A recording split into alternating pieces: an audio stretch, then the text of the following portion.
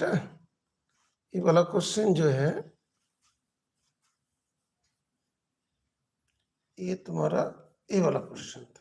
ये देखो, ये क्वेश्चन जो है, तो calculate the EMF of the following cell at 25 degree Celsius. Okay, 25 degree Celsius में जो उसका फाइंड करना था, तो क्या Fe2 प्लस उसका Fe2 प्लस का 0.00 मोलारिटी था, हाइड्रोजन आयन का 0.01 मोलारिटी है ना, H2 बार Pt, और जो रिडक्शन पोटेंशियल ऑफ आयरन वो गिवन है, रिडक्शन पोटेंशियल ऑफ आयरन वो वाला गिवन है तुम्हारा 0.44 वोल्ट, और हाइड्रोजन का केस में 0.00 वोल्ट। ओके, क्लियर, ये वाला क्वेश्चन था, और तुम्हें ईएमएफ फाइंड करना था। ठीक है, तो अभी जो क्या है देखो, Fe2 प्लस, ये वाला डाउट क्लियर होता है। Fe से क्या बन रहा है, Fe2 प्लस। ओके, तो 2 इलेक्ट्रॉन बाहर जाएगा, तो ये वाला कौन सा होगा, एनोड का रिएक्शन है, और 2H प्लस से 2 इलेक्ट्रॉन, तो क्या होगा, H2 होगा, वो वाला क्या होगा, कैथोड वाला रिएक्शन होगा, है ना। अभी दोनों रिएक्शन को पहले जोड़ोगे तो कोई दिक्कत नहीं पड़ेगा। Fe plus 2H plus gives Fe2 plus plus hydrogen है H2। ठीक है बेटा, तो ये वाला क्या होता है, प्रोडक्ट होता है, और इधर साइड वाला रिएक्टेंट वाली पार्ट होता है, और आयंस को लिया जाता है। ठीक है, तो इसमें ई नॉट सेल फाइंड करना है, तो क्या होगा, ई कैथोड माइनस ई एनोड, ई कैथोड माइनस ई एनोड, तो ई कैथोड में कितना 0, और ई एनोड में माइनस 0.44, तो 0.44 वोल्ट हो जाएगा। ठीक है, अंडरस्टूड। तो E cell equals to E not cell minus 0.059 upon n log Fe2 plus, because यहाँ पे जो दिया गया ना Fe2 plus. Okay, Fe2 plus, और नीचे क्या होगा, हाइड्रोजन, हाइड्रोजन यहाँ पे 2 है ना, तो H प्लस का क्या होगा, स्क्वायर होगा। ओके, तो ई नॉट सेल कितना हुआ, ये जो ई कैथोड 0 माइनस 0.44, तो दैट इज 0.44। ठीक है, तो इसे लिखो E not cell 0.059 upon n log Fe2 plus upon H plus 1 का होल स्क्वायर। ठीक है, अंडरस्टूड। तो now E not cell 0.44, okay, and this one is 0.059 upon 2 log, this will be 0.001, okay, because it is given in the question, and this will be 0.01 का whole square. तो यहाँ पे 3 point चला गया, यहाँ पे 2 पॉइंट, यहाँ पे पॉइंट पहुंच गया। ठीक है, तो 1/0.1, 1/10 क्या होगा, log 10 होगा, log 10 क्या होगा, 1 होगा। तो सिंपल इससे इसको डिवाइड करके माइनस कर देना है, उतना वोल्ट आ जाएगा। Understood, clear. एक क्वेश्चन ये था, दूसरा क्वेश्चन ऋतिक का था। ये वाला जो और एक क्वेश्चन था, how can you obtain the limiting molar conductivity of electrolyte up to electrolyte. Okay, how can you obtain limiting molar conductivity for weak electrolyte X and Y are 2 electrolyte. Okay, तो दूसरा जो question दिया, dilution of molar conductivity of X increases, X का कितना increase हो रहा है, dilution कर रहे हो, तो X का 2.5 टाइम्स है, और उसका कितना हो रहा है, 25 टाइम्स हो रहा है। ओके, और हम लोग जानते तो ऐसे बोलते कौन सा वीक इलेक्ट्रोलाइट है। अब ये वाला ग्राफ था ना, ये वाला जो ग्राफ था,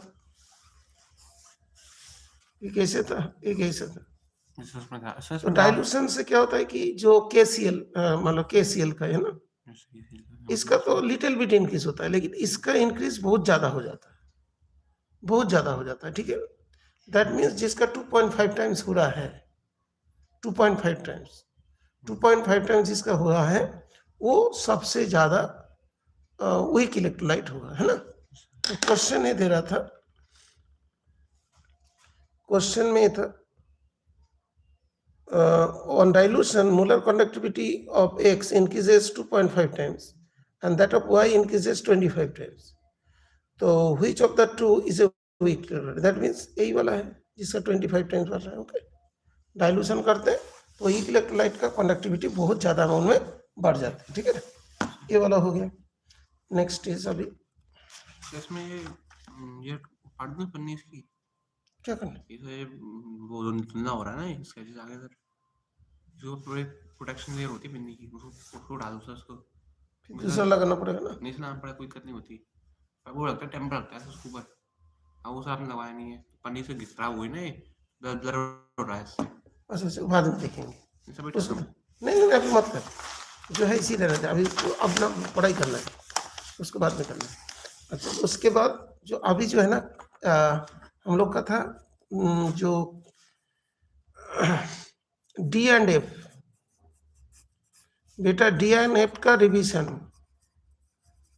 block, D and F block, okay, उसका रिवीजन तो हम बताएंगे, तुम लोग जरूर आंसर करते जाएगा। इसमें सब प्रिपरेशन आएगा सर K-4 वगैरह का। K-4 एंड K2CF2O7 का प्रिपरेशन तो बहुत इंपॉर्टेंट है बेटा, अच्छा, वो तो पक्का है। और फिर एक वो कलर आयन वाला, colour ion, colour ion and और सारे इंपॉर्टेंट है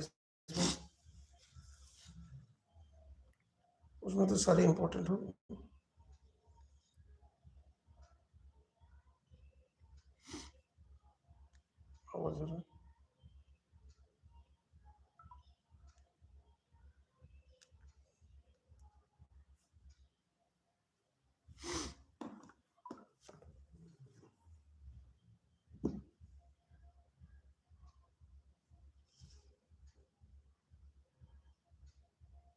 आ रहा है ना? अच्छा ओके, हाँ बेटा, इसमें जो सॉल्यूशन चैप्टर है D and block, D and F, D and F कल बता दिया था।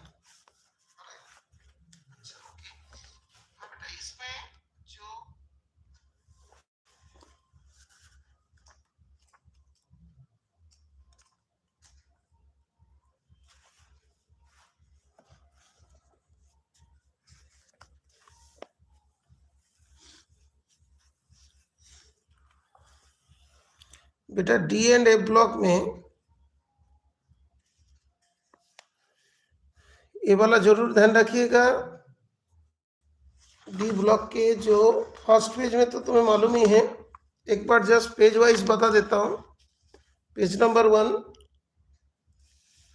इसमें सीरीज जरूर ध्यान रखिएगा, 3D series scandium to zinc, 4D series Y2CD, 5D series lanthanum to Hg। Okay, अच्छा, उसके बाद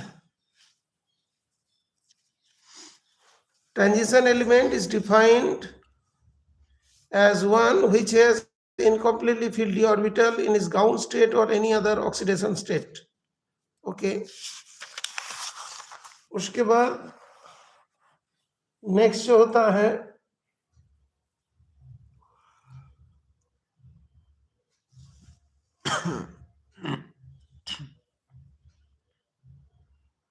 बहुत बढ़िया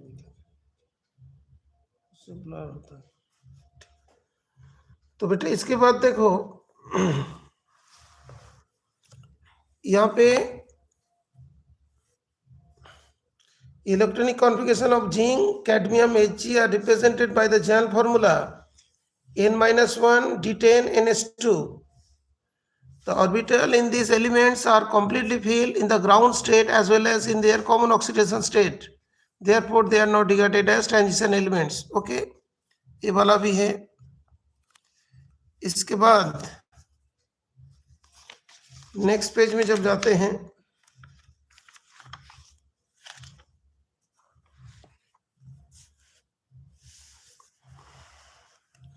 बेटा, ये जो ग्राफ है ना, इसमें से बहुत सारे क्वेश्चंस आ चुका है इस वाला ग्राफ से। सबसे ऊपर में कौन है? टंगस्टन है, और सबसे Mn में इस वाले केस में कौन सा Mn है। क्लियर बेटा, इसे जरूर ध्यान रखिएगा। और इसमें सबसे ऊपर में जो क्या है क्रोमियम है। ये ग्राफ बना के इसमें आइडेंटिफाई के लिए दे सकते हैं। इस वाले का सबसे ऊपर कौन से टंगस्टेन, 3DC इसका एमओ है, हाँ, और इसका क्रोमियम है। सबसे नीचे तो सर ये है क्या? AG ये मतलब जो है ये तो एजी तेज वाला हो गया, ठीक है ना। इसको थोड़ा ध्यान रखेंगे, जहाँ पे मतलब चेंजेस हो रहा है, जिस जगह पे ग्राफ में चेंजेस हो रहा है उसको थोड़ा ध्यान रखें। ओके, इसमें ये वाला लाइन को जरूर ध्यान रखें। The transition metals with the exceptions of zinc, cadmium, mercury are very much hard and have low volatility. बेटा ये जरूर ध्यान रखें बेटा, ये वाला the transition metals with the exception of zinc, cadmium and H तो लिक्विड में रहता है, तो ये सारे ट्रांजिशन मेटल वेरी हार्ड होता है एंड उसका लो वोलेटिलिटी होती है। कौन कौन एक्सेप्शन है? Zinc, cadmium and H R the exceptional case. Okay, figure 8.1 जो साइड में दिखाई दे रहा है, okay, 8.1 depicts the melting point of the 3D points of the 3D, 4D and 5D transition metal. High melting points of these metals are attributed due to involvement of the greater number of electrons from n-1d in addition to ns electron in the interatomic metallic bonding. In any row of the melting point of these metal rise in a maximum कहाँ पे? D5 configuration, except for anomalous values of Mn and Tc. anomalous behavior किसमें है? Mn है and technetium, ये जो यहाँ पे जो दिया, बाकी जो बढ़ते जाते हैं, इस वाले चीज को जरूर ध्यान रखें। जैसी है ना, जहाँ पे D5 कॉन्फ़िगरेशन होगा तो यहाँ पे क्या Tc एंड Mn, ये दोनों जगह पे क्या होगा? एक्सेप्शनल केस है। ओके, और W तो मतलब जैसी मतलब नॉर्मल होते हैं। They have high enthalpy of atomization. The maximum at about the middle of the each series indicate that one unpaired electron per d orbital is particularly favorable for strong interatomic interaction. In general, greater the number of valence electrons, stronger is the resulting bonding. Since the enthalpy of atomization is an important factor for determining the standard electrode potential of the metal, metal with high enthalpy of atomization tend to be a noble in their reaction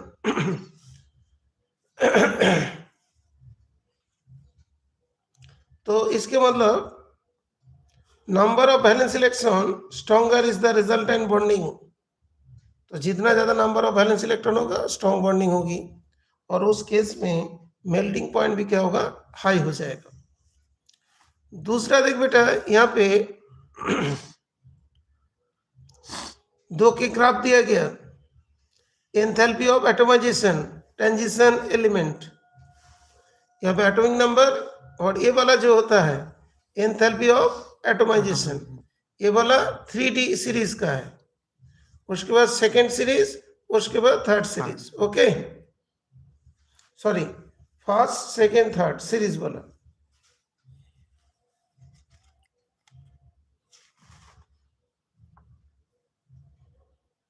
first series में scandium वाला जो है, scandium वाला यहाँ पे है 3D 4D 5D, हाँ 3D 4D 5D ये सीरीज है। 8.2 फिगर जो है is that the metals of the second and third series have greater enthalpies of atomization than the corresponding animals of the first series. This is an important factor in accordance for the occurrence of the much more frequent metal bonding in the compounds of the heavy transition metal. ये assertion reasoning में आ सकते हैं, ध्यान रखना। Generalisation किया जाता है, क्या generalisation? metals of the second and the third series, have greater enthalpies. second, third and the second series have greater enthalpy of atomization than the corresponding elements of the first series. Reasons क्या होना चाहिए? This is an important factor in accordance for the occurrence of much more frequent metal-metal bonding in compounds of the heavy transition metals. इसको जरूर ध्यान रखें इस वाला points को. उसके बाद यहाँ पे देखोगे variation in atomic and ionic size of transition metal. In general, ions of the same charge in a given series show progressive decrease in radius with increasing atomic number. Atomic number बढ़ेगा तो radius क्या होगा, घटेगा. This is because the new electron enters in the d orbital each time the nuclear charge increases. जितना ज्यादा nuclear charge होगा size उतना ही छोटा होते जाएगा. Okay. अच्छा. It may be recalled that shielding effect of the d electron is not effective. तो d orbital का shielding effect बहुत कम है because d ऑर्बिटल diffuse बाहर की तरफ रहते हैं.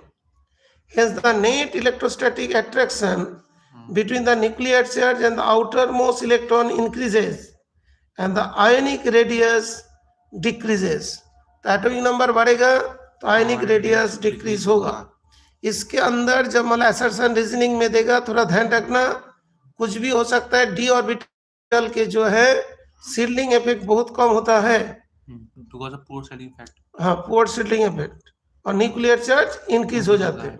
The same term is observed in atomic radii of given series. However, variation within a series is quite small. An interesting point emerges. फिर यहाँ से शुरू हो सकता है. When atomic size of one series are compared with those of the corresponding animals in the other series, the curve 8.3 वाला curve थोड़ा सा देखिएगा. ये वाला जो है, ये वाला कर्व किसका था? ये वाला कर्व था मेल्टिंग पॉइंट का. मेल्टिंग पॉइंट का. और ये वाला कर्व है एंथैल्पी ऑफ एटोमाइजेशन का. सॉरी, एंथैल्पी ऑफ एटोमाइजेशन का. ठीक है बेटा.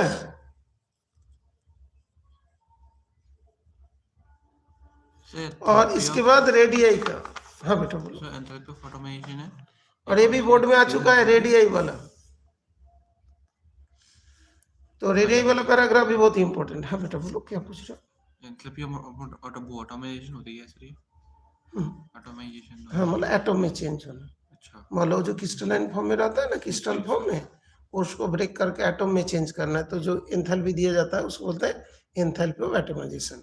एंथैल्पी ऑफ एटोमाइजेशन क्या है? उसको एटम में चेंज करना. Okay, clear, understood. और ये जो मेल्टिंग पॉइंट तो सबको पता ही है. वो तो पता है. और एंथैल्पी ऑफ एटोमाइजेशन ये वाला, और ये वाला टेबल जो है वो रेडियस का. ओके, तो ये जरूर ध्यान रखें इसमें पॉइंट्स को है. तो निकल को डायरेक्ट आ रहा है ना बेटा. तो रेडियाई तो देखो इसमें दिया गया the curve in 8.3 show an increase from 3D to second 4D series.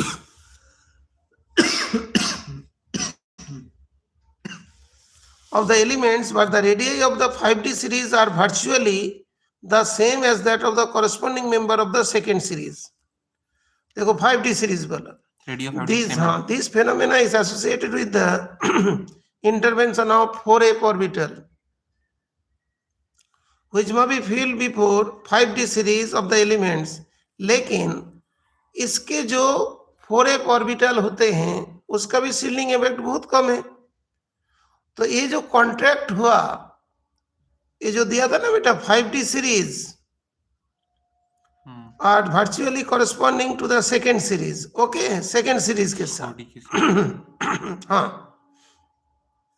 4D and 5D का नियर अबाउट सेम हो रहा है. इसका रीजंस क्या हुआ? Poor shielding effect of 4f orbital, and this phenomena is known as lanthanoid contraction. This is known as lanthanoid contraction. इस वाले को जरूर ध्यान रखें. दोनों एग्जाम में, board exam as well as JEE, दोनों में इंपॉर्टेंट है. Atomic size increasing the atomic number, the net result of the lantern connect is that the second and the third D series exhibit the similar radii. Assertion reasoning में आएगा. zirconium 160, hafnium 159 picometer, and have the very similar physical and chemical properties, much more than that of expected on the basis of usual family relationship. ये किसके वजह से होता है? Lanthanoid contraction. वो किसके वजह से होता है? 4f ऑर्बिटल का शील्डिंग इफेक्ट बहुत कम है. वो चीज देखो यहाँ पे लिखा है. The factor responsible for lanthanide contraction is somewhat similar to that of observed in an ordinary transition series and is attributed to the similar cause. Number one, imperfect shielding of one electron by another in the same set of orbital. However, the shielding of the 4f electron by another is less than that of the 1d electron.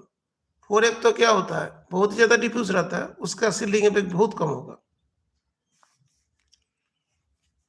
तो इसीलिए there is fairly regular decrease in the size of the entire 4f orbital. The decrease in metallic radius coupled with increase in the atomic mass result in general increase of the density of these elements. बहुत important है. क्या हुआ? Size छोटा हुआ लेकिन मास तो बड़ा ना. साइज छोटा है, मास बड़ा. मास बाई वॉल्यूम क्या होता है? डेंसिटी होती है. तो साइज छोटा है तो वॉल्यूम क्या हुआ? कम है. और मास ज्यादा है तो डेंसिटी क्या होगा? बहुत ज्यादा अमाउंट में बढ़ जाएगा. Thus from titanium Z22 to copper Z21 the significant increase in the density may be noted. तो उसके नीचे जो टेबल है उसमें डेंसिटी के बारे में दिया हुआ है. क्लियर? तो यहाँ पे डेंसिटी क्यों बढ़ते हैं उसके बारे में रीजन है, और यहाँ पे साइज नियर अबाउट सेम क्यों होता है उसके बारे में रीजन है, और इससे पहले वाले में मेल्टिंग पॉइंट क्यों चेंज हो रहा है वो एटमाइजेशन के ऊपर डिपेंड करता है. ठीक है. अच्छा, ओके. यहाँ पे क्वेश्चन है, why do the transition element exhibit higher enthalpies of atomization? Due to presence of number of unpaired electrons. ठीक है बेटा, यहाँ पे देखो, because the large number of unpaired electrons in their atoms, they have stronger interatomic interaction and hence stronger bonding between atoms, resulting in higher enthalpy of atomization. उसके बाद to large amount of unpaired electron.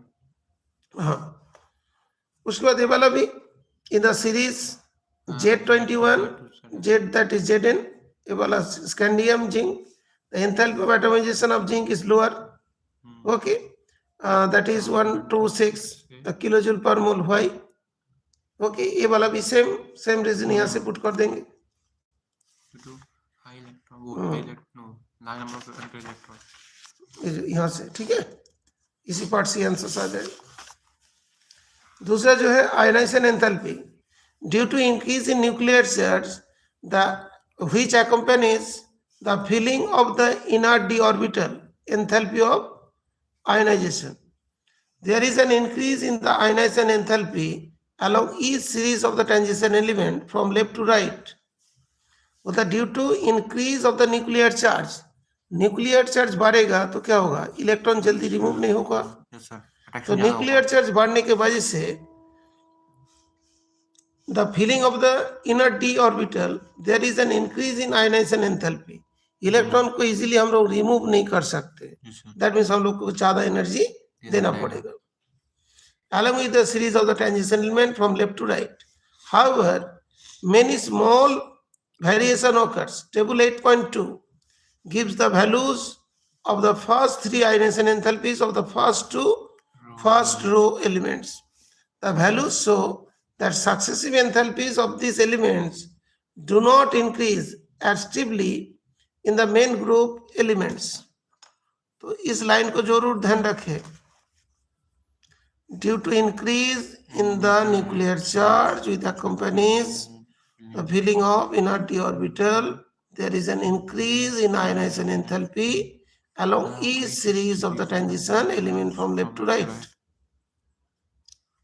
दूसरा चीज जरूर ध्यान रखिएगा, the first ionization enthalpy in general increases, the magnitude of the increase in the second and third ionization enthalpies for the successive element in general is much higher.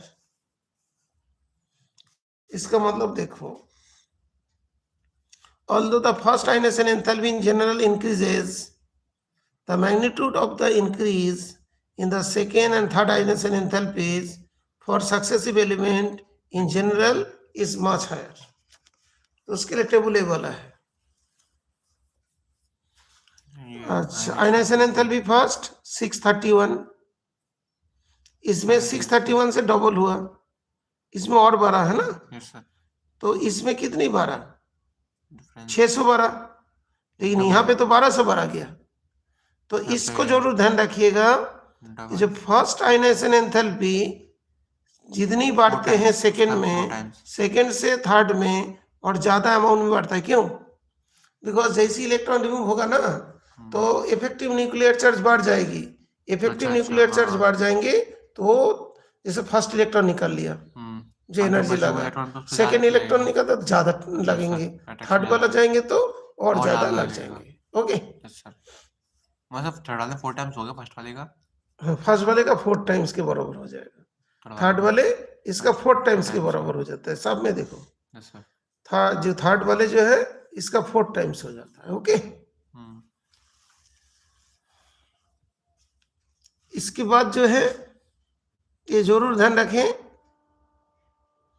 The irregular trend in the first ionization enthalpy of the 3D metals, though of little chemical significance, can be accounted for by considering that removal of one electron alters the relative energies of 4s and 3D orbitals. So the unipositive ions have Dn configuration with no 4s electron. There is thus reorganization of energy accompanying ionization with the same gains in exchange energy as the number. तो यहाँ पे इतना ही ध्यान रखना है, irregular trend in the first ionization enthalpy of the 3D metals, जिसका कोई ज्यादा सिग्निफिकेंस नहीं है, लेकिन किसके लिए होती है? It is due to removal of one electron, relative energies of 4s and 3D orbital में चेंजेस होता है. रिलेटिव चेंजेस मतलब क्या बोलता है? ये जो होता है तुम्हारा 3D सीरीज से स्कैंडियम वाले हैं, ओके, उसमें तो एस से जाएगा ना. तो उसके वजह से यहाँ पे होता है 4s एंड 3D ऑर्बिटल के अंदर क्या होता है? रिलेटिव एनर्जी में चेंजेस हो जाती है. इसके बाद यहाँ पे एक लाइन और है, the value of chromium is lower because of the absence of any change in the D configuration, and the value for Zn is higher because it represents an ionization from 4s level. ये वाला बहुत important है. Generally expected increasing trend in the values of the effective nuclear charge increases. However, the value of chromium is lower. Chromium का क्या होता है? Lower होता है, because of the absence of any change in the D configuration, and the value of Zn is higher because of it represents an ionization from 4s level. Okay, तो ये सब चीज को पढ़ लेना है, लेकिन अभी तो आज ही एग्जाम है ना, थोड़ा सा स्पीड पकड़ लेते हैं. ठीक है बेटा? हाँ बेटा, ये वाला टेबल ऑक्सीडेशन स्टेट सबसे ज्यादा, ये वाला टेबल को थोड़ा ध्यान रखिएगा. कॉमन ऑक्सीडेशन स्टेट टाइटेनियम का +2 +3 +4, लेकिन मोस्ट कॉमन कौन सा है? +4 है. वैनेडियम का मोस्ट कॉमन +5, क्रोमियम का मोस्ट कॉमन +6 +3, Mn का +2 +7, Fe का +2 +3, कोबाल्ट का भी सेम +2 +3, निकेल का +2, और इसका जो +2 इसका +2. तो जरूर ध्यान रखिएगा, मोस्ट कॉमन ऑक्सीडेशन स्टेट +5 में कौन है? वैनेडियम है. +3 में कौन है?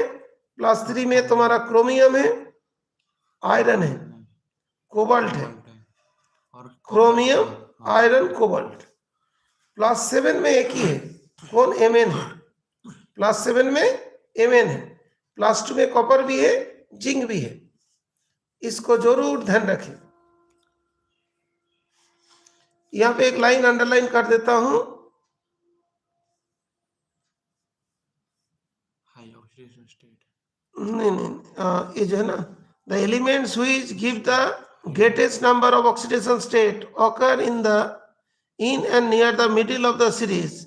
Manganese, for example, exhibit all oxidation state from +2 to +7. The lesser number of oxidation state at the extreme ends stems from either of the 2 electrons to lose scandium, titanium, too many hence fewer orbitals available. तो मतलब ये जो हम लोग देखते हैं ना, जो मिडिल में क्या होता है? वेरिएबल ऑक्सीडेशन से होगा, और साइड में क्या होगा? कम वेरिएबल ऑक्सीडेशन स्टेट होगा। ओके, दूसरे एक पॉइंट से ये वाला जरूर ध्यान रखें। Low oxidation state are found when a complex compound has ligands capable of pi acceptor character in addition to sigma bonding. For example, NiCO4, ApCO5, the oxidation state of nickel and iron is 0. तो यहाँ पे ध्यान रखिएगा, NiCO4, ApCO4, यहाँ पे oxidation state nickel as well as iron दोनों का क्या होता है? 0 होता है। ठीक है, निकल का आयरन का 0 होता है। अच्छा, इसी कंपाउंड के लिए कार्बोनाइल कंपाउंड में, कार्बोनाइल कंपाउंड में मेटल का ऑक्सीडेशन स्टेट 0 होती है। उसके बाद इलेक्ट्रोड पोटेंशियल, ये वाला टेबल देख के पता चल गया। इलेक्ट्रोड पोटेंशियल ये जो हो लाल वाला ऑब्जर्व वैल्यू, ये वाला होता है कैलकुलेटेड वैल्यू। तो डायरेक्ट डायग्राम दे सकता है। ओके, इसका 0 इस जगह से शुरू हो रहा है, बाकी सारे नेगेटिव है। ओके, तो observe and calculated value of standard electrode potential कहां से? टाइटेनियम से जिंक तक। तो यहाँ पे जो लाइन ध्यान रखना है वो चीज जरूर ध्यान रखें। The thermochemical parameters related to the transformation of the solid metal atoms to M2+ ion in solution and their standard electrode potential. तो यहाँ पे unique behavior of copper having positive inert accounts for its inability to liberate hydrogen from acid, ये आ चुका है already. Okay, तो the unique behaviour of copper having positive E naught account for its inability to liberate hydrogen from the acid. Only oxidising acids कौन कौन? Nitric and hot concentrated H2SO4 react with copper, the acid being reduced. The high energy to transform copper solid to copper 2+ is not balanced by the hydration enthalpy. Okay, hydration enthalpy से balance नहीं होता। The general trend towards less electronegative values across the series is related to the general increase in the sum of the first and second ionization enthalpy. तो ये जो हमारा inert values less negative होता है वो किसके लिए? Because increase in the sum of the first and the second ionisation enthalpies. It is interesting to note that the value of E naught for Mn, nickel and zinc are more negative than expected from the trend. तो ये जो चीज है, जो less electronegative values आता है, okay, less होता है, वो किसके वजह से? Due to the sum of the first and second ionization enthalpy. ठीक है, तो इस टॉपिक को थोड़ा ध्यान रखें बेटा। इसके बाद तुम्हारा ये वाला chemical reactivity and E naught values.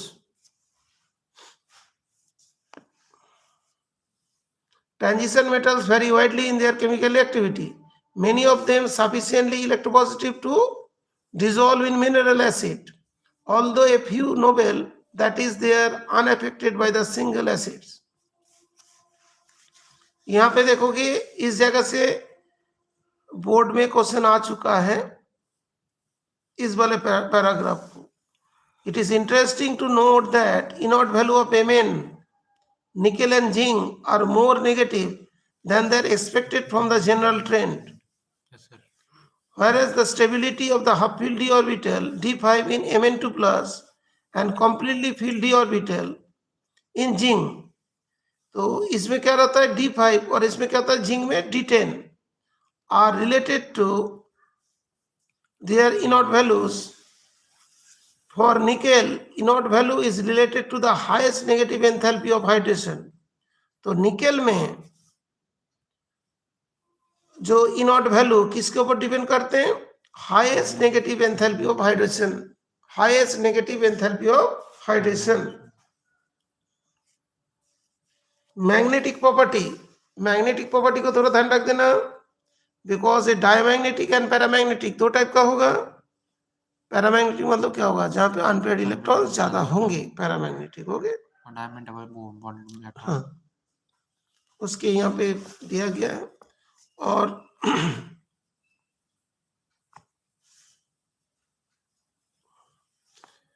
जो मतलब अट्रैक्टेड स्ट्रांगली होती है वो किसको बोलते हैं? फेरोमैग्नेटिक. ओके.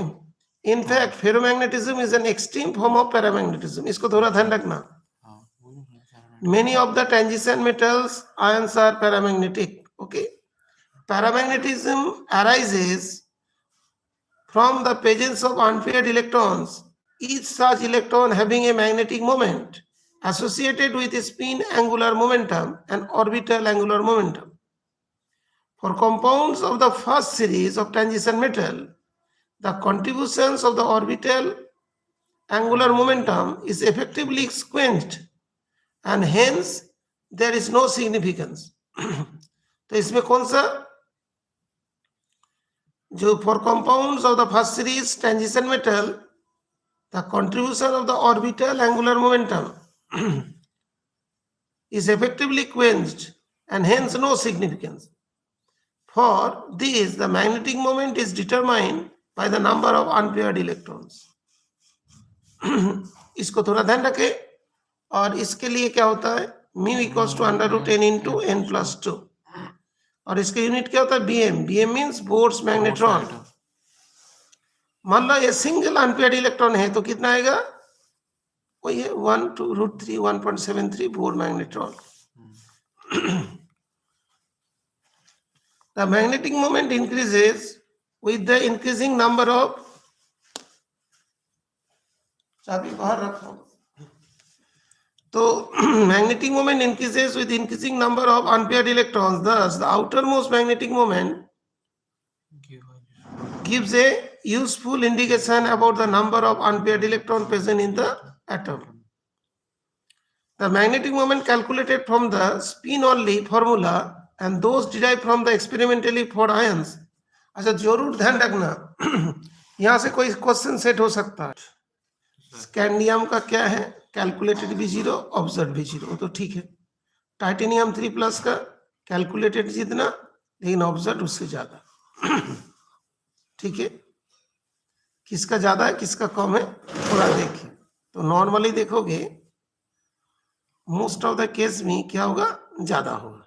लेकिन ये ऐसा केस है, ये देख यहाँ पे जैसे ये वाला कम होता है, ये वाला कम होता है.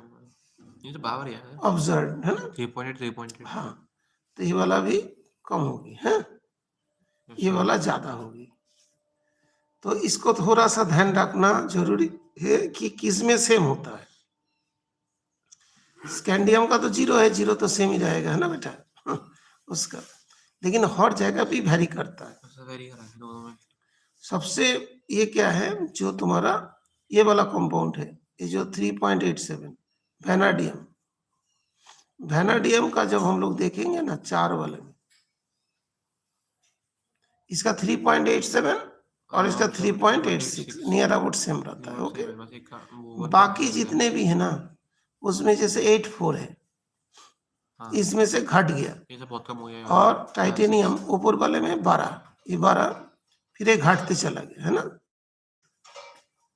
हाँ 490 480 बहुत से घटता गया है। और ये वाला क्या फिर इंक्रीज हुआ, यहाँ पे काफी इंक्रीज है। हाँ ओके मतलब ज्यादा है, ये वाला 4 के रेंज में कैलकुलेटेड है, इसमें तुम्हारा ज्यादा है।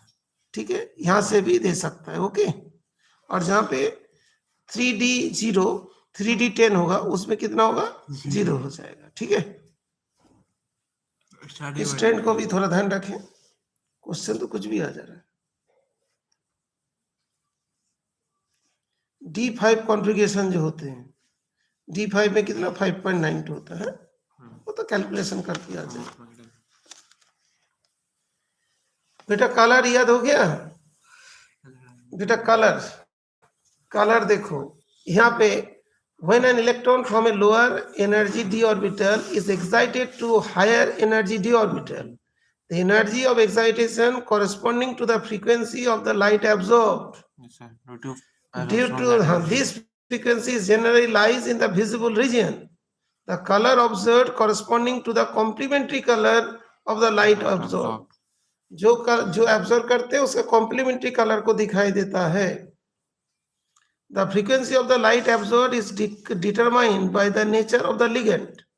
In aqueous solution, water molecule where water molecules are the ligands, the color of the ions observed are listed. तो यहाँ पे जो कलर दिया गया है वो किसके लिए, वाटर के लिए, जरूर ध्यान रखिएगा। यहाँ पे लिगेंड कौन है, वाटर, वाटर के केस में एक्वस सॉल्यूशन। अच्छा this is in aqueous solution. जहां पे मतलब 3D0 कॉन्फ़िगरेशन कलरलेस है, टाइटेनियम 3+ पर्पल है। हाँ तो पर्पल में कौन कौन है उसको थोड़ा देख लो।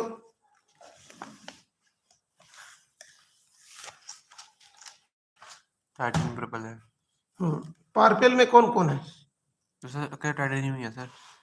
अकेला टाइटेनियम है जो पर्पल है। ओके ग्रीन में देखोगे V3+ ग्रीन, 3 है सर, 3 है, एक ग्रीन, 1 2 3। निकेल 2+ वो भी ग्रीन है। और वैनेडियम 3+ वो भी ग्रीन है ना। Fe3+, और Ap3+ के तो 2+ बोला हो, Ap2+ ग्रीन है। ये सब ग्रीन वाले, हरा वाला थोड़ा ध्यान रखिएगा। V3+, Fe2+, Ni2+ ये ग्रीन वाले हैं। तो ग्रीन वाले में V3+, 3+ में एक हुआ, और Fe2+ और Ni2+ ये ग्रीन वाले हैं, है ना। सर ये बोल रहा है गूगल पे सर्विस स्टॉप्ड, प्ले स्टोर कर दिया, प्ले स्टोर खत्म, अभी तो इसको कर लेते हैं। अच्छा उसके बाद वायलेट, वायलेट बहुत सारे हैं देखोगे, कॉन्टिन्यूअस वायलेट का 3 V2+, क्रोमियम 3+ और Mn3+ वायलेट है। और कॉपर का तो जान तो ब्लू हो जाती है, Cr2+ ये वाला ब्लू है।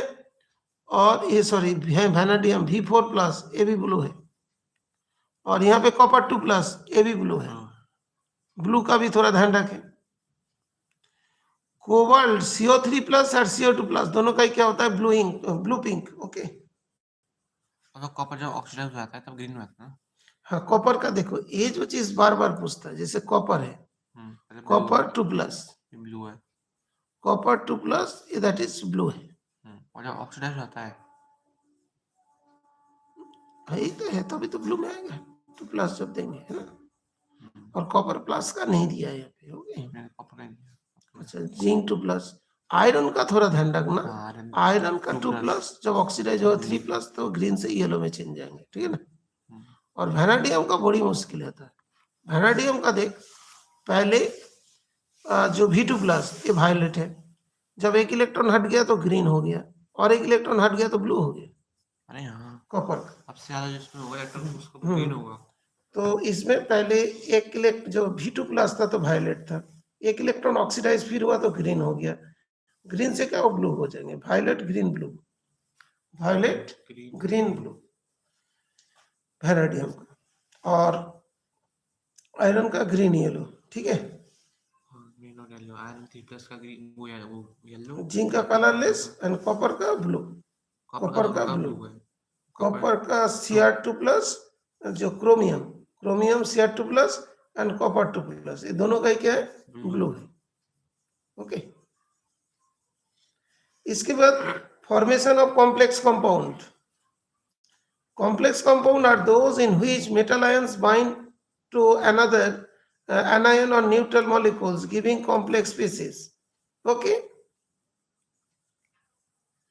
This is CuNH3 whole 4 2+, PTCl4 2-, ये सारे कॉम्प्लेक्स हुआ। तो अभी इसमें थोड़ा ध्यान रखिएगा, transition metal forms a large number of complex compound, एकदम डायरेक्ट क्वेश्चन पूछता है। Large number of complex, this is due to comparatively small sizes of the metal ions, their high ionic charges and the availability of d orbital for the formation। 3 point है यहाँ पे। First point, comparatively smaller size of the metal ions, high ionic charges and availability of d orbital, that's why they are able to form complex compound। Catalytic property में बहुत सारे important part है। Transition metals and the compounds are known for the catalytic activity. क्यों दिखाएगा, ascribe to their ability to adopt multiple oxidation state and to form complexes। तो multiple oxidation state के वजह से ये कैटालाइटिक प्रॉपर्टी शो करता है। Vanadium 5 oxide in contact process, देखो कॉन्टैक्ट प्रोसेस, कॉन्टैक्ट H2SO4 बनाया जाता है, वहां पे क्या होता है, वैनेडियम 5 ऑक्साइड यूज होती है। फाइनली डिवाइडेड आयरन कहां पे यूज होती है, हैबर्ट्स प्रोसेस, एमोनिया बनाने के लिए। निकेल कहां पे यूज होते हैं, कैटालाइटिक हाइड्रोजनेशन में यूज होती है। ये वाला तो जरूरी है। कॉन्टैक्ट प्रोसेस में, कॉन्टैक्ट प्रोसेस में वैनेडियम 5 ऑक्साइड यूज हो रहा है, हैबर्ट्स प्रोसेस में आयरन यूज हो रहा है, और कैटालाइटिक हाइड्रोजनेशन में निकेल यूज हो रहा है। ये तो याद रखना पड़ेगा। Catalyst at solid surface involve the formation of bonds between the reactant molecules and atom of the surface of the catalyst. First row transition metal utilize 3d and 4s electron for bonding. This has the effect of increasing the concentration of the reactant at the catalyst surface and also weakening of the bonds and reacting molecules activation energy is lowering। यहाँ पे तो ज्यादा नहीं पूछेगा, लेकिन ये वाला part बहुत इंपॉर्टेंट। हाँ बेटा बताओ, कॉन्टैक्ट प्रोसेस में कौन सा कैटालिस्ट यूज होती है, चैट बॉक्स में लिखो। कॉन्टैक्ट प्रोसेस, शिवेंदु, हितिक, उन्नति, कॉन्टैक्ट प्रोसेस में कौन सा catalyst, vanadium oxide, vanadium 5th oxide V2O5। Haber's process में यस, डिवाइडेड आयरन, हाँ that is iron. Haber's process में आयरन। Okay good. अभी देखो दूसरा जो पॉइंट्स है, transition metal ions can change their oxidation state, they become more effective as catalyst। For example, iron third catalyst is the reaction between iodide or part sulfate ions। Iron third catalyst is the reaction between iodide and part sulfate ion। ये वाला है। Explosion of the catalytic can be given as, तो क्या होता है, ये reaction कैसे होता है, बहुत इंपॉर्टेंट है। Fe3+ इसके साथ रिएक्शन करके Fe2+ में चेंज होता है, आयोडीन को रिलीज करता है। ओके, फिर Fe2+ H2O8- के साथ रिएक्शन करके Fe3+ में चेंज हो जाता है। Okay, 2 - okay clear. अभी क्या होगा, जब इसको हम लोग दोनों को जोड़ेंगे ना, ये इससे कैंसिल होगा, ये इससे कैंसिल होगा, इसका कोई रूल नहीं है, तो पूरा ये बन जाएगा। दैट मीन्स ये वाला इसीलिए इम्पोर्टेंट है। मतलब आयरन कैसे कैटलिस्ट का काम करता है, iodine and persulphate ions में, वो मतलब एग्जाम में दे सकता है, ठीक है बेटा। इम्पोर्टेंट है। और formation of interstitial compound, interstitial compound कौन बनाते हैं, जब मतलब मेटल क्रिस्टल में very very small atom attach हो जाता है, ओके, जैसे हाइड्रोजन, कार्बन, नाइट्रोजन, ये सारे एटम जब मेटालिक क्रिस्टल में अटैच हो जाते हैं तब उसको वो बहुत हार्ड हो जाते हैं, स्ट्रांग हो जाते हैं, उसे बोलते हैं इंटरस्टिशियल कंपाउंड। तो interstitial compound are those which are formed when small atoms like hydrogen, carbon, nitrogen are trapped inside the crystal lattice of the metal. They are usually non-stoichiometric and neither typically ionic nor covalent. Okay. Example: TiC, Mn4n, Ap3H, VH 0.56, Ti 1.7. Okay. Non-stoichiometric, मतलब stoichiometric को maintain नहीं करते. The formulas quoted do not, of course, correspond to any normal oxidation state of the metal. Because of the nature of their composition, these compounds are referred as interstitial compound. The principal physical and chemical characteristics of this compound are follows. They have high melting point, they are very hard, they retain metallic conductivity, they are chemically inert. चार property जरूर ध्यान रखें। Interstitial compound किस किस से, hydrogen, carbon, nitrogen से। जब कहाँ पे होते हैं, ट्रैप जाते हैं, जो लैटिस में जब ट्रैप्ड हो जाते हैं और इसके वजह से स्ट्रांग हो जाते हैं। और ये वाला क्या होता है, नॉन स्टोइचोमेट्रिक। देखो यहाँ पे जो वैनेडियम वाला VH 0.56 और टाइटेनियम H 1.7, ये सब नॉन स्टोइचोमेट्रिक होती है, ओके। Characteristics में they have high melting points, they are very hard, they retain metallic conductivity and they are chemically inert. ये सब के chemically inert होते हैं। Alloy formation, alloy formation में तो alloy का नाम वगैरह भी थोड़ा याद रखना है, कौन कौन composition है। Alloy क्यों बनाएगा? Alloy is a blend of metals prepared by mixing components.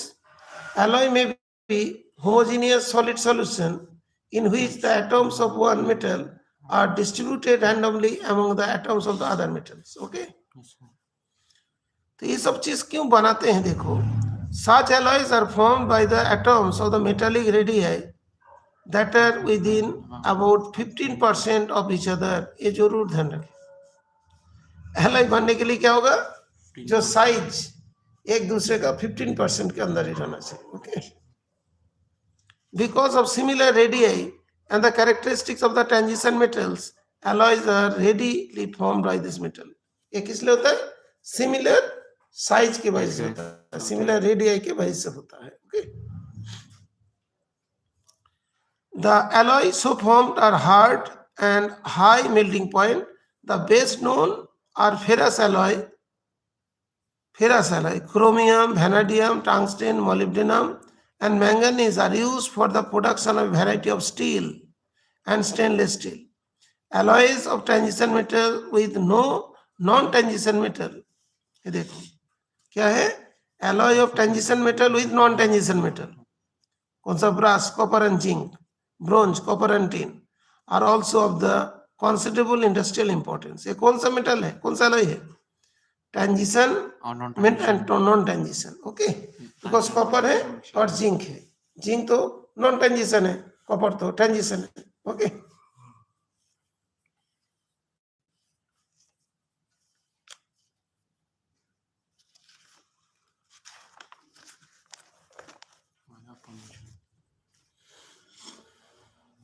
हाँ, ये वाला देखो पिछले बार शायद टेस्ट में आ चुका था। What is mean by disproportionation oxidation state? Give example. Sir आया था, Mn4 यहाँ पे Mn का क्या 4 दैट इज 6 ऑक्सीडेशन स्टेट है, अच्छा यहाँ पे जाके 7 हुआ तो ऑक्सीडेशन हुआ, और यहाँ पे जाके 4 हुआ तो रिडक्शन हुआ। तो एक ही कंपाउंड जब कोई जगह पे ऑक्सीडाइज एंड रिड्यूस दोनों होता है होता है तब उसको डिस्प्रोपोर्शनेट रिएक्शंस कहते हैं। सर, साइमल्टेनियसली अगर होता है। ये वाला तो पक्का ध्यान रखना पड़ेगा, MnO4 2-। इसमें से रिएक्शन का नंबर होगा, रिएक्शन के भी नंबर होंगे। रिएक्शन दिया, कुछ भी दिया, जैसे भी दिया, ऐसे एक्सप्रेस भी करना पड़ेगा ना। disproportionate reaction. A particular oxidation state becomes less stable relative to the other oxidation state. One lower, another higher is said to undergo deproportion. मतलब Mn जो है ना, इसके क्या है, यहाँ पे 6 है, ये वाला 7 है, यहाँ पे 4th। फोर्थ है, तो एक ही साथ साथ यहाँ पे ऑक्सीडाइज एंड रिड्यूस दोनों हो रहा है, साथ हो रहा है। तो इसी को क्या बोलते हैं, डिस्प्रोपोर्शनेट। और इसका जरूर ध्यान रखें, MnO4 2-, 4H plus, MnO4 minus, और फोर है। ये वाला 2- और ये वाला minus, manganate and permanganate ion. Okay,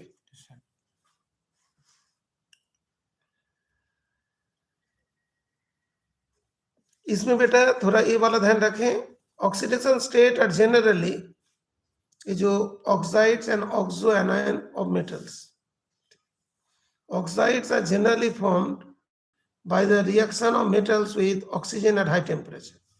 All the metal except scandium, ये जो है, all metal except scandium form MO oxides which are ionic.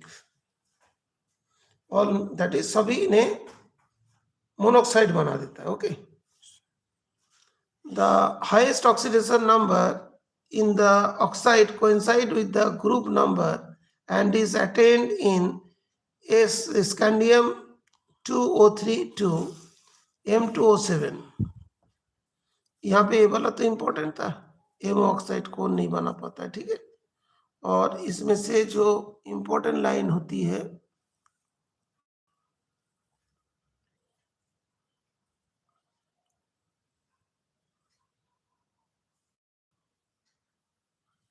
हाँ, ये जो CRO क्रोमियम मोनोक्साइड जो बेसिक होती है और Cr2O3 एम्फोटेरिक होती है, ठीक है।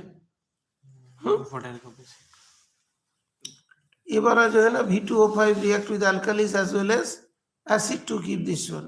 ओके, जो दोनों के साथ रिएक्शंस करेगा, ओके, एम्फोटेरिक ऑक्साइड्स कहेंगे, ठीक है ना, एसिड बेस दोनों है ना। पोटेशियम डाइक्रोमेट का प्रिपरेशन मोस्ट इंपॉर्टेंट होता है, कभी कभी मोस्ट इंपॉर्टेंट चीज एग्जाम में नहीं देते हैं। Prepared from the chromate, dichromate कहाँ से बना जाता है, क्रोमेट से, which in turn are obtained by fusion of chromite और क्रोमाइट से क्रोमेट, क्रोमेट से डाइक्रोमेट।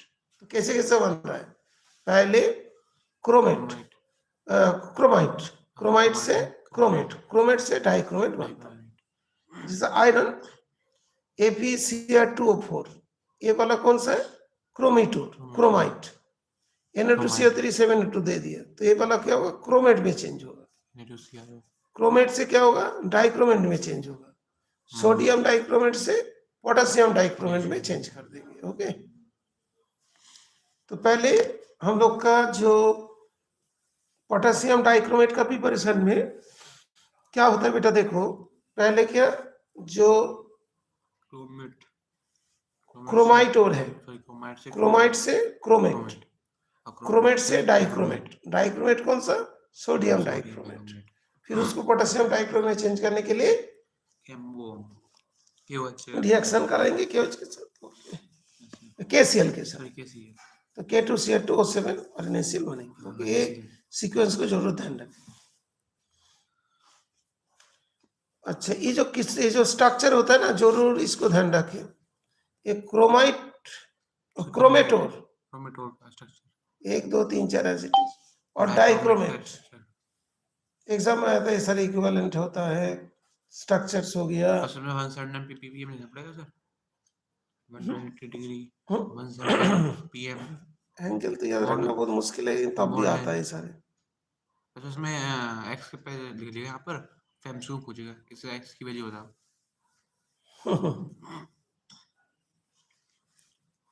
तो अभी देखो, oxidation state of chromium to chromate and dichromate is the same.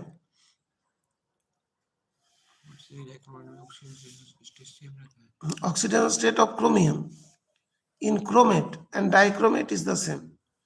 Chromate and dichromate, okay.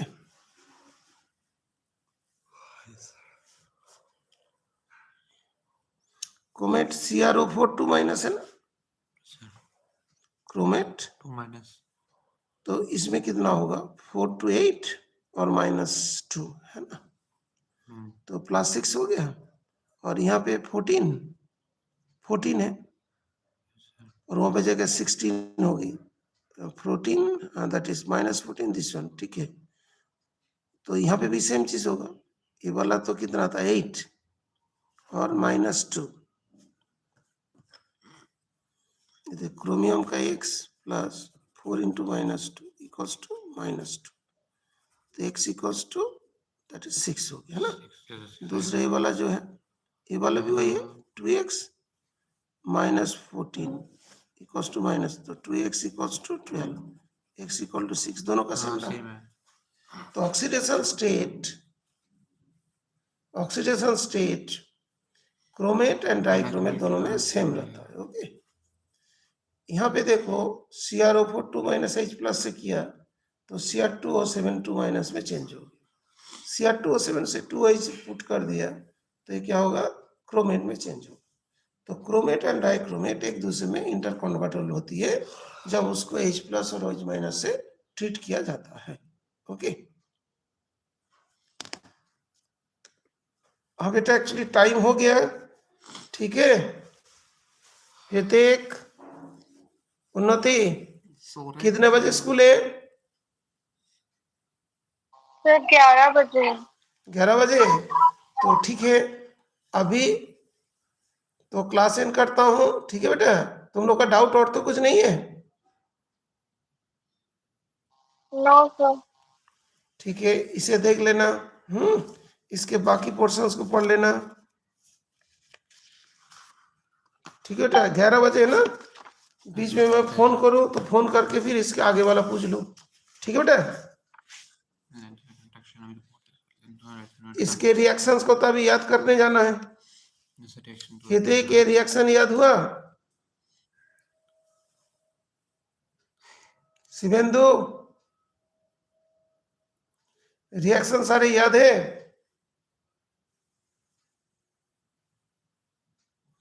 अच्छा, तो थोड़ा फोन करके भी पूछूंगा. ओके, अभी क्लास एंड करते हैं. ओके चलो, ठंडी बहुत है. सास सब वैसे ही है, मैं कोरा नहीं